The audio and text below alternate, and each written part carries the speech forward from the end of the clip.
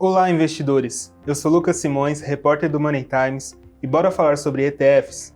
Olha, não se preocupa se o termo ainda não soa familiar para você. Fique com a gente que você vai descobrir como que funciona esse investimento.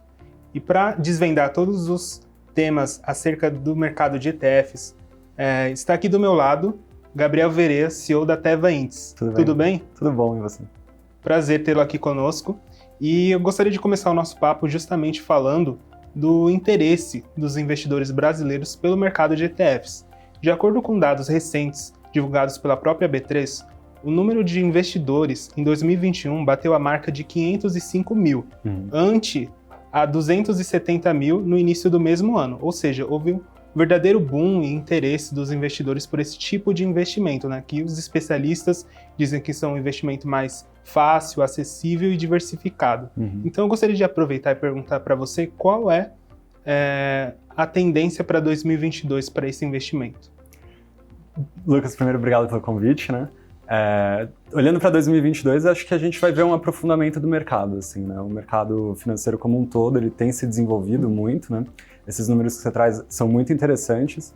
Acho que eu complementaria, eu acho que dá para falar que um ano antes ele também dobrou, né? Então, está crescendo e essa tem sido uma tendência, né? E os ETFs, eles são produtos muito alinhados com os investidores. Então, via um pouco mais de educação financeira, as pessoas aprendendo a construir os portfólios e entendendo o papel de investimentos que a gente chama de indexados, né? Ou que o pessoal também chama de gestão passiva, começar a entender um pouco mais como é que esses investimentos se encaixam na carteira dos investidores, né? Então, acho que a tendência é de bastante novidade, mais aprofundamento, mais gente que está na bolsa ou que está tendo boas assessorias, né, de investimento, conhecendo mais esse produto e vendo as vantagens. Perfeito, Gabriel. Agora seria interessante você trazer para os investidores qual que é o papel da Teva Índice nesse contexto de mercado de ETFs. Na Teva, a gente faz os índices, né? Então, assim, os ETFs, eles são, a sigla, são os Exchange Traded Funds, né? Então, são fundos negociados na bolsa. Aqui no Brasil, os ETFs, eles são os fundos de índice, né? Então, pela regulação da CVM, que é a 359, ela é toda voltada para os fundos de índice. E a gente na Teva faz os índices, né? Então, na prática, a gente cria as teses de investimento, e aí a gente dá o suporte para os gestores que fazem a gestão a gestão do fundo para seguirem os índices, né? Então, diariamente a gente tem as carteiras teóricas e aí depende da periodicidade de rebalanceamento, a gente pode ter as reformulações da carteira a cada 2 meses, 3 meses, 4 meses, né? Então, na Teva a gente tem essa função de criar as teses, e aí as teses elas podem ser super diversas, né? Então elas podem ser teses setoriais, que a gente isola os setores das empresas na bolsa, ou fatoriais, que a gente pode pegar questões como crescimento, valor, momentum, dividendos, esses são fatores de investimento, né? E outras segmentações, assim. Então a gente tem índices mais amplos, tem índices mais voltados para tamanho, então tem índices de empresas menores, empresas maiores, né? E lá na Teva a gente faz essas teses, né? A gente gosta muito de pensar o que a gente faz com o tema da ciência financeira, né? Que é uma junção de ciência, entender os ativos, agrupar, indexar, né?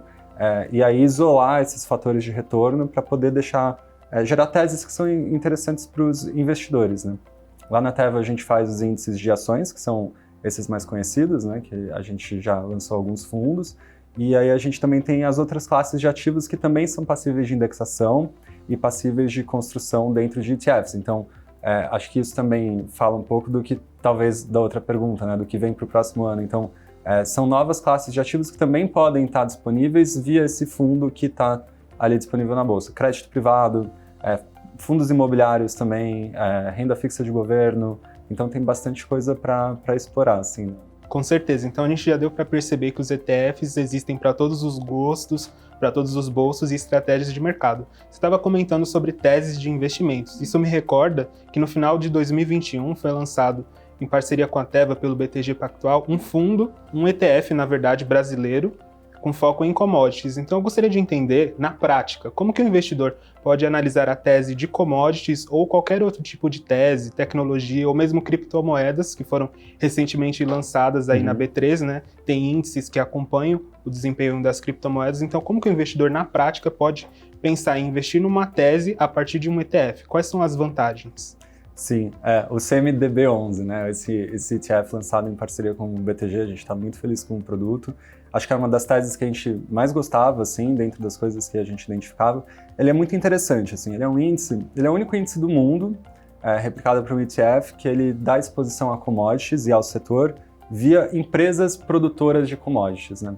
Então, esse índice, ele tem empresas de mineração, petróleo, produção de proteínas animais, agricultura, ele tem papel e celulose, então ele tem vários setores que o Brasil desponta, né? Então acho que é bem interessante, assim. E aí ele tem uma dinâmica muito, muito diferente, porque lá fora existem alguns fundos de ETF que seguem índices de preço de commodities, né? E aí o preço da commodity, ele é aquela coisa que é um pouco mais volátil, né? Então, e é meio difícil de acertar os caminhos, né? Então, o preço subiu, o índice vai bem, o preço caiu, o índice vai mal. O nosso é um pouco diferente, né?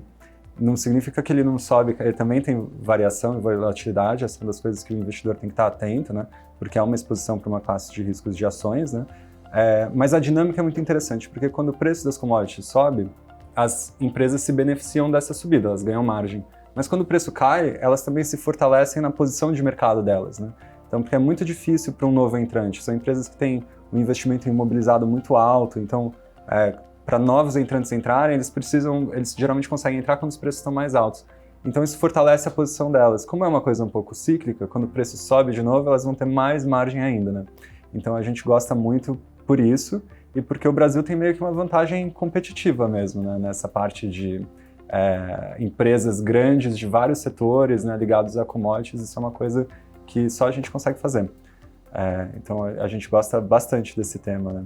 E aí no universo de cripto esse é um bom exemplo de como os ETFs eles podem ser usados para empacotar temas, né? E aí pode ser alguma coisa mais assim, ou classes de ativos mesmo, ou temas dentro de uma classe de ativos, né?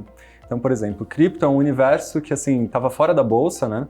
E acho que o Brasil foi muito pioneiro, a iniciativa, né, também das partes envolvidas mais regulatórias, assim, pioneiro em proporcionar um tipo de produto desse. O ETF, ele traz um produto que está fora do universo de bolsa, empacota ele nessa estrutura de fundo, né? E aí traz para o mercado e são fundos que estão disponíveis para o investidor amplo, né? E então, por exemplo, nos fundos normais hoje, assim, que a gente chama dos 555, quando você vai querer fazer essa oferta do fundo para um público muito amplo, às vezes ele vai ter que ter uma composição restrita da exposição a uma classe de ativos, né? Então você vai ter um pouco ali de cripto, talvez algumas outras coisas, tipo uma renda fixa ali para compor. O ETF ele permite que ele seja 100%, né, alocado, então essa é uma coisa interessante. E aí ele tem um pouco dessa vantagem, né? Então a gente está falando das teses, né? Cripto, eu não sei qual escolher, eu não sei se eu quero uma moeda ou outra. E aí os índices eles servem para dar como se fosse uma camada anterior de juntar coisas que são parecidas. Então você não precisa se preocupar em acertar qual que vai ser a moeda que vai subir. Ou no caso das commodities e nas ações, acertar qual que é a ação que vai subir exatamente. Você pode ter a sua análise, né? Pensando lá do macro para o micro, pode falar assim, estou vendo o macro, aí eu estou vendo os setores que eu gosto, que eu acho que vai subir e cair. E aí depois você teria um trabalho de escolher, então, qual que é o ativo que eu vou acertar, né? Esse passo da parte setorial para a parte de acertar o ativo é o passo mais trabalhoso, né? Porque aí você tem que, por exemplo, o de commodities eu acho que são cerca de 30 ativos, assim, né? Imagina ter que estudar todos eles aí para descobrir qual que vai ser o que vai performar melhor ou não.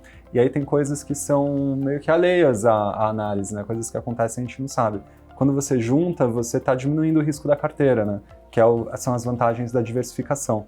Então, como ele é um produto que ele vem mais diversificado, ele permite que o investidor ele pare numa camada mais simples, né? Da análise e aí possa ter exposição à classe, né? Ao invés de ter que acertar cada um dos ativos. Com certeza, Gabriel.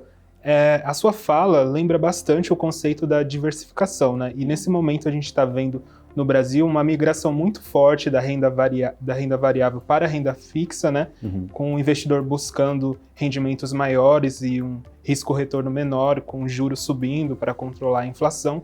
Então, eu gostaria de entender se os ETFs justamente podem ser uma saída para o investidor que também quer manter uma carteira diversificada e talvez não perder oportunidades na renda fixa, já que existem ETFs de ações, de commodities, de tecnologia. Como que o o investidor pode se beneficiar estando posicionado em todos os lados? A gente pensa muito na gestão, na gestão indexada, né, como a montagem do portfólio. Então, é um passo para trás, né? Toda vez que a gente vai fazer uma conta numa corretora, ali no BTG Digital ou em alguma outra, a gente tem aquele questionário, né, de perfil de investidor, né? E isso é uma coisa muito interessante, porque no final do dia você está tentando adequar a sua estratégia de investimento ao seu perfil de risco, né? E o perfil de risco, a gente gosta muito de pensar em finanças comportamentais, que é como você mistura um pouco da psicologia com a questão dos investimentos, né? A gente aprende na faculdade, por exemplo, na economia, que todo mundo é só puramente racional, né? E, na verdade, não é assim. Quando a gente está falando de dinheiro, é menos assim ainda, porque é uma coisa que mexe muito com as pessoas. Então, a gente tem que saber qual que é a nossa carteira adequada para o nosso perfil de risco, né?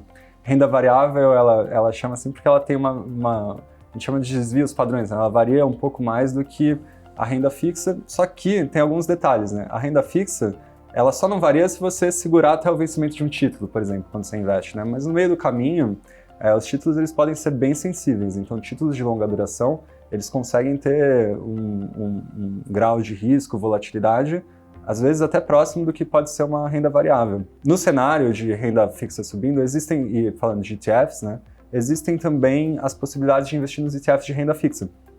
Esses são produtos que já estão disponíveis.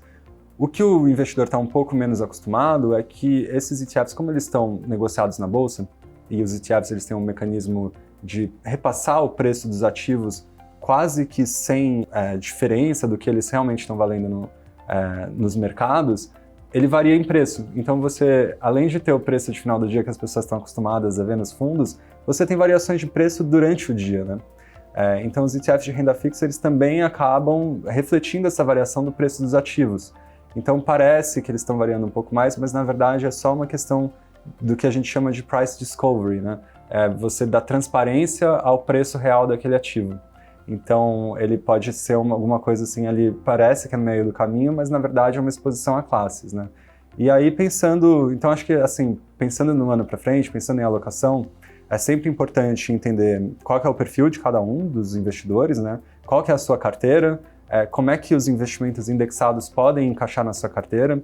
Eles reduzem custo em geral, né? Então eles são formas efetivas de você alocar o seu patrimônio, pensando a longo prazo, pensando que eventualmente uma taxa mais alta, você sempre vai ter a segurança de que ela vai estar lá e vai ser cobrada, mas uma taxa mais baixa, você consegue reduzir isso e ficar mais exposto às variações só no retorno, né? E não ter aquela certeza do custo, que ele vai ser mais reduzido, então você pode ter... Isso não deixa de ser um ganho, né, em comparação para o investidor. Então acho que vale a pena analisar bastante. Hoje a gente está com mais de 60 fundos de ETFs listados, né? Então tem também novos fundos internacionais que estão saindo, então tem que pensar bastante a alocação e aí descobrir como é que montar a carteira para cada um. Com certeza, Gabriel. E qual seria a sua dica final para um investidor que está pensando a começar a investir em ETFs? O que você aconselha? Estudar, muito. Primeiro, estudar para ter bastante segurança daquilo que o investidor quer e qual que é o objetivo dele com aquele investimento, né?